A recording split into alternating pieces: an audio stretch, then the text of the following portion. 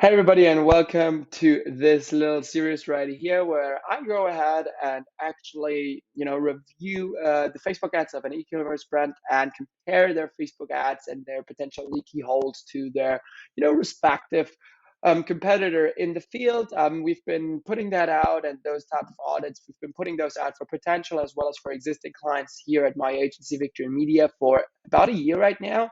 However, they've always been saying like, "Hey, you guys are delivering tremendous value with those audits. You should be putting out those out publicly." So, I guess here we are, and I just wanted to start off with HoneyStinger. We are within in their Facebook ads library.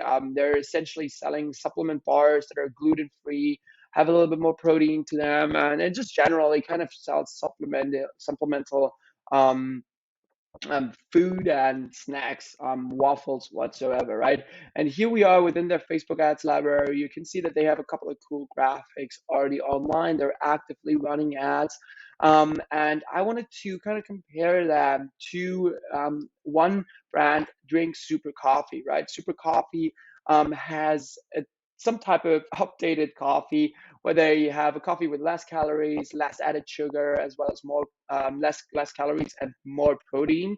And they're running also a bunch of ads. And the reason why I wanted to compare them is because they're probably running into two same hurdles, which is first, the differentiation between the marketplace as well as different other competitors, because in this type with this those types of products, the actual kind of differentiator, the USP, is not necessarily visible, right? You cannot really see why it's better. You cannot really see, kind of the ingredients, the less sugar whatsoever. So you kind of have to convey that value in a different type of form than just displaying the product.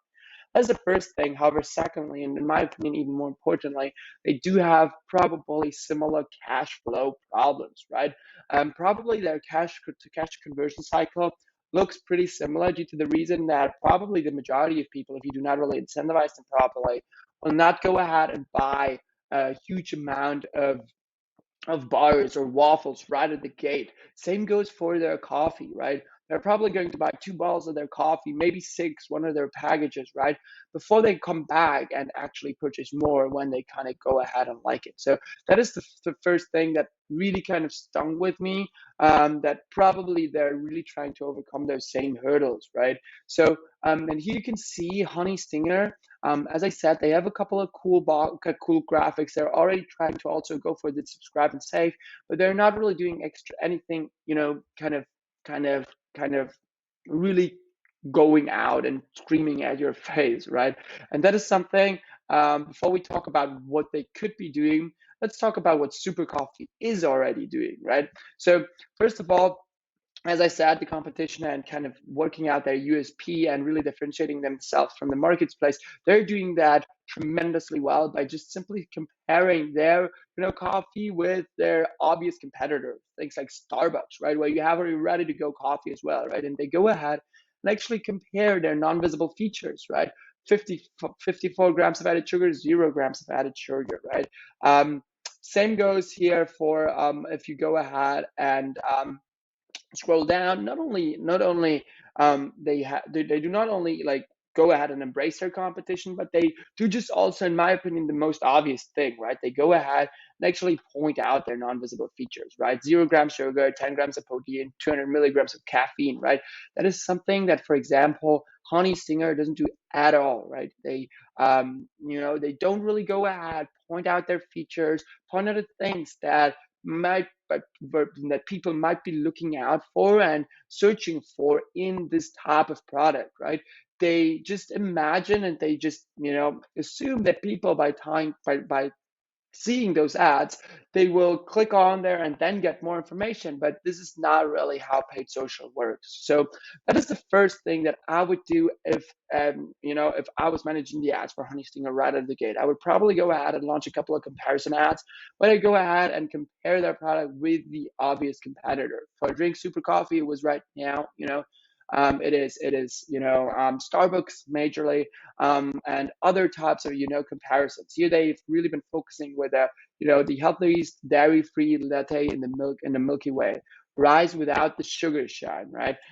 Here again, really focusing on the added sugar part. Additionally, however, they go ahead and really try to overcome those, as I said, those cash flow hurdles by having, those 30% offs of their bundles, right? Where was it again, right? Here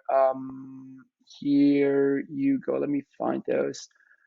Hold on. 30% off. Here, 30% off the bundles. I don't know why I scrolled over those. So when they go ahead and incentivize the particular customer to, not go only for like 1 or 2 bottles or 2 or 3 bottles of drink SuperCoffee, but give it a, kind of like a bigger, kind of give it a, a bigger leap of faith, just due to the reason that they do have this incentivization on in terms of 30% off bundles, right? This helps Drink Super Coffee to close their cash flow gap, probably, as well as forecast their revenue a lot better, and just generally have a little bit better return on their paid social, right? Because obviously, if you're only trying to promote, buying 1 bar here of HoneyStinger, right, your average order value will be lower, kind of your variability and how many people will actually start buying with you and continue to be with you will be a lot bigger, will be a lot lower. Additionally to that, one thing that I've seen right here is that they drop them off on their normal homepage, right? Here it's a little bit different on the subscribe and save page that I know, but let's take a look at that one.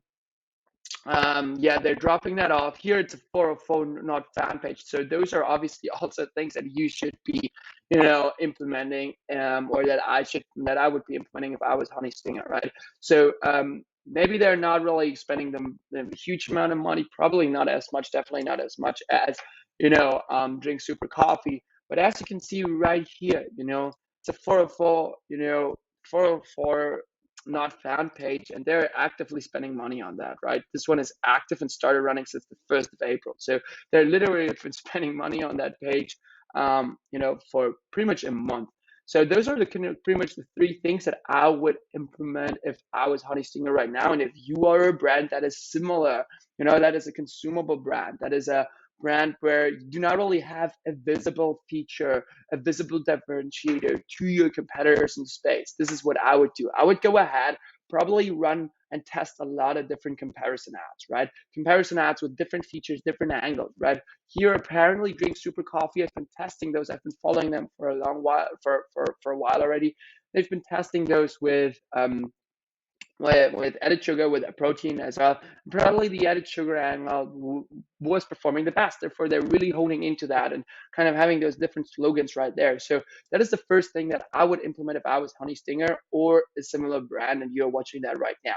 Having a comparison brand, as well as having the doing the obvious, just like kind of saying, okay, how much protein, how much sugar, how much things you have that other people do have and do your competitors do have in their product, and that you are outperforming them in.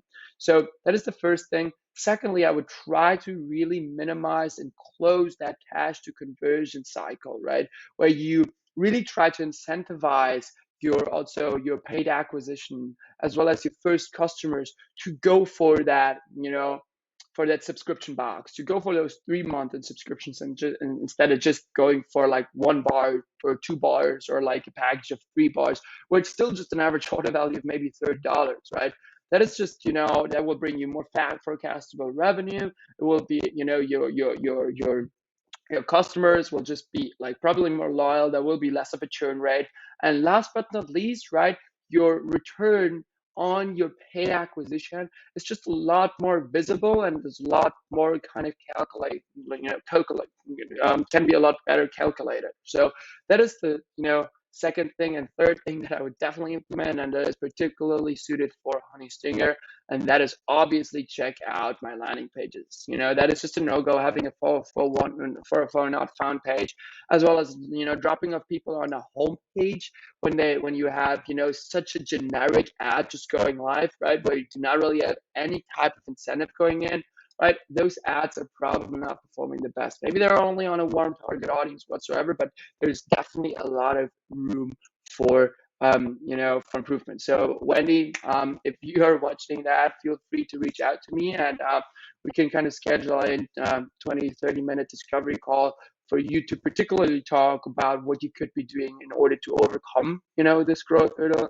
However, if you are a similar brand like HoneyStinger and you have been watching that now for the last 10 minutes and you think, hey, this is actually interesting what you are talking about, and we are also trying to increase our returns with Facebook, and you guys might be able to help us. Here we at Victory Media help e-commerce brands between $150,000 and $10 million in annual revenue to get to the next level. So feel free to schedule into a completely free 20-minute discovery call with me personally, where we can talk about your brand in particular and what you could be doing. So without any further ado, thanks for watching and have a great day.